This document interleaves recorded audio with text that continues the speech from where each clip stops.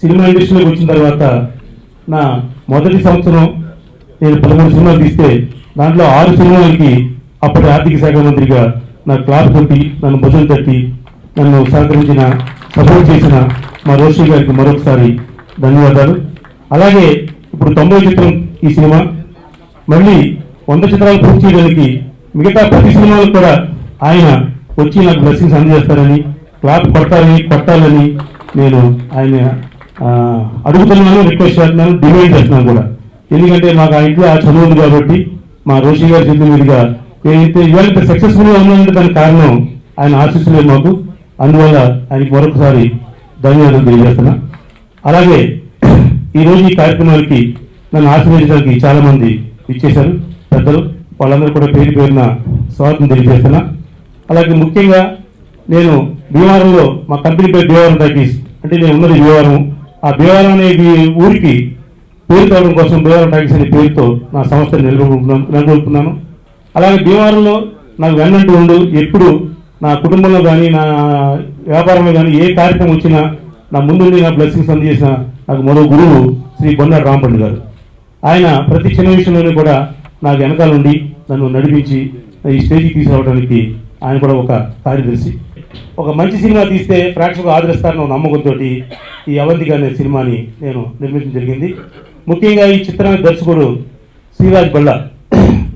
నేను ఏ సినిమా ఎవరికి ఇచ్చినా అది హిట్టు ఫ్లాపులతో సంబంధం లేదు.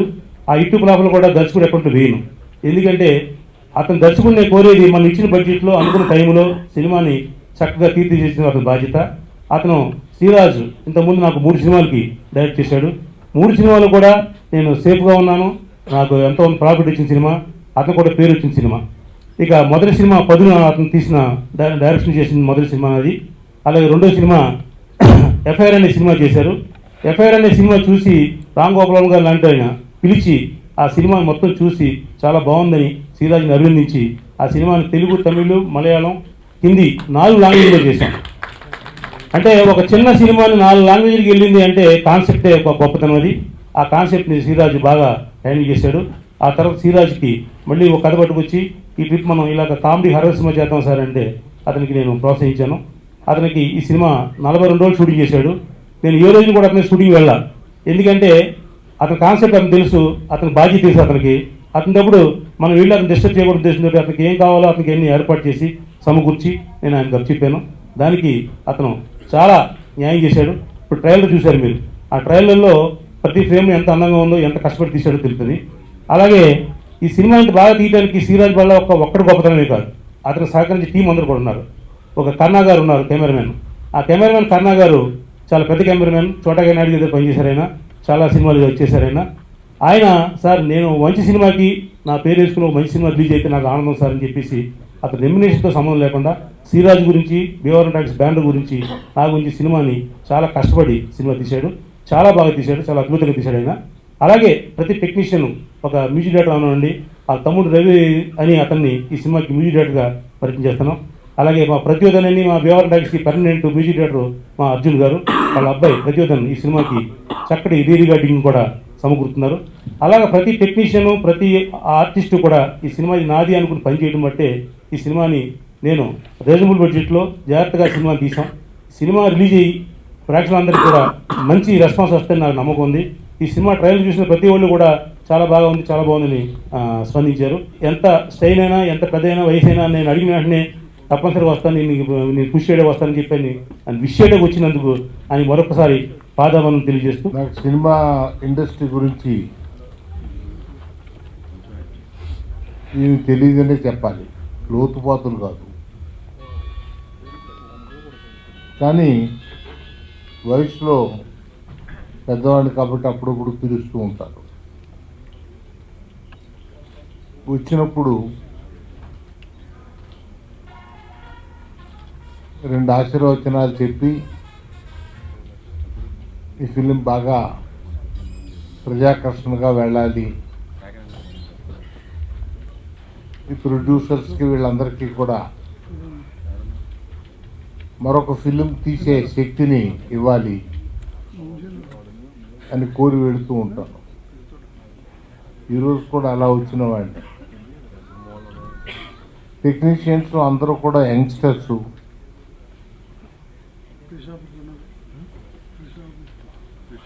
అందరూ బాగా మంచి స్పిరిట్తో పిక్చర్ తీశారు.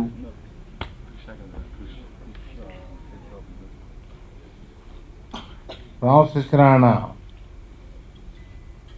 90 ఫిల్ములు తీసి 100వ ఫిల్మ్ చేయటానికి పరుగులు తీస్తూ వెళ్తూ ఉన్నారు. ఆయన కృషి జయప్రదం కావాలని, ఈ పరుగు పందెంలో వెనక్కి తిరిగి చూడకుండా నంబర్ 1గా రావాలి అని, అన్ని శుభాలు కలగాలని మనసారా కోరుకుంటూ సెలవు తీసుకున్నాం. ఆయన భీమవరంలో ఉన్నప్పుడు మళ్ళీ సినీ ఫీల్డ్లోకి హైదరాబాద్ వెళ్తున్నాను అన్నప్పుడు వెళ్ళొద్దని అడ్డుకున్నది నేను. ఎందుకంటే చాలా ఇబ్బందులు ఉంటాయి, కష్టాలు ఉంటాయి, సాఫ్ట్గా వెళ్ళే వ్యాపారంలో ఉండాలి, కానీ మనకు ఆ ఒడిదుడుకులు మనకెందుకండి అని చాలా చాలా సివియర్గా అడ్డపడ్డాను. గొప్పవాళ్ళు ఎవరన్నా ఇంకా గొప్పగా తీస్తారేమో కానీ తెలుగులో ఇది one of the best picture అనిపిస్తుంది. ఈ సినిమా విషయానికి వస్తే నేను పడిన కష్టం సగం అయితే మిగిలిన టెక్నీషియన్స్ పడింది సగం అవుతుంది. అందులో మెజారిటీ పార్ట్ వాళ్ళే ఉంటుంది. పేరు పేరు చెప్పలేకపోయినా మొత్తం అందరూ ఈ సినిమా కోసం కష్టపడిన ప్రతి ఆర్టిస్ట్కి అలాగే ప్రతి టెక్నీషియన్కి నేను మనస్ఫూర్తిగా నేను థ్యాంక్స్ చెప్తున్నాను. పేరు పేరున వాళ్ళకి లైఫ్ లాంగ్ నేను వాళ్ళకి కూడా మాట్లాడుతాను. ఎందుకంటే ఈ స్టేజ్లో నాకు సహాయం చేసిన వాళ్ళు ఎప్పటికీ మర్చిపోయిన లైఫ్లో అందరికీ థ్యాంక్స్ చెప్తూ, అలాగే నన్ను ఆశీర్వదించవలసిన మీడియా వారికి అలాగే పెద్దలకు మిగిలిన మిత్రులందరికీ కూడా థ్యాంక్స్ చెప్తూ ఈ సినిమా తప్పకుండా విజయం సాధిస్తుందని నమ్మకంతో నేను ముందుకు వెళ్తున్నాను. 400 సినిమాలు ప్రొడక్ట్ చేశాను, 30 ఇండస్ట్రీలో ఉన్నాను, కానీ ఇలాంటి కనెక్ట్ మొత్తం నేను ఎక్కడ చూడలేదు. 900 సినిమాలు తీయటం, 90 సినిమాలు తీయటం గొప్పది కాదు సార్. 90 సినిమాల్లో ఉన్న టెక్నీషియన్స్కి ఆర్టిస్టులకి పైసా ఎగ్గొట్టకుండా తీయడం చాలా గొప్పది. ఈ వర్షంలో ఎందుకంటే మా రామ్ సత్యనారాయణ గారిని నేను ఫస్ట్ 4 సినిమాలు హీరో చేశాను. చాలా మంచి సినిమాలు, నా పేరు వచ్చింది. పొలంలో పెట్టి డబ్బులు ఇచ్చిన వ్యక్తి నేను. ఆ రోజు నుంచి అని నాకు సినిమా ఇండస్ట్రీలో రామారాయణ గారు అంటే చాలా ఇష్టం. ఆ సురేష్ వర్షలో చాలా చేశాను. అమ్మ మీరు కూడా చాలా సినిమాలు చేస్తుంటారు. ఆయనతో చాలా చక్కగా మార్నింగ్ 7 గంటల కంటే 6:30 వచ్చి ఆయన ట్రాలీకి వస్తాడు. ప్రతిదీ ఆయనే చూసుకుంటారు.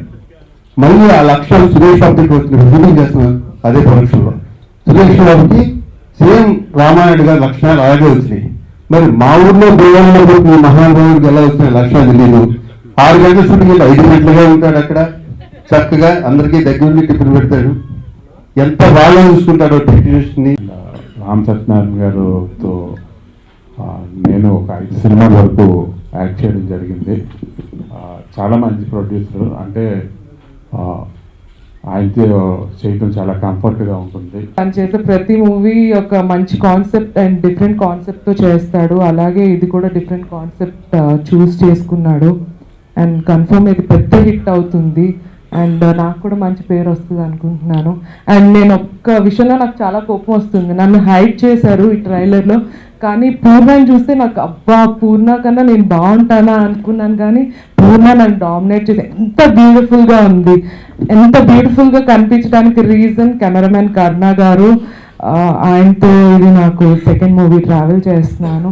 ఆయన ప్రతి షాట్ చాలా బ్యూటిఫుల్గా తీస్తూ ఉంటారు.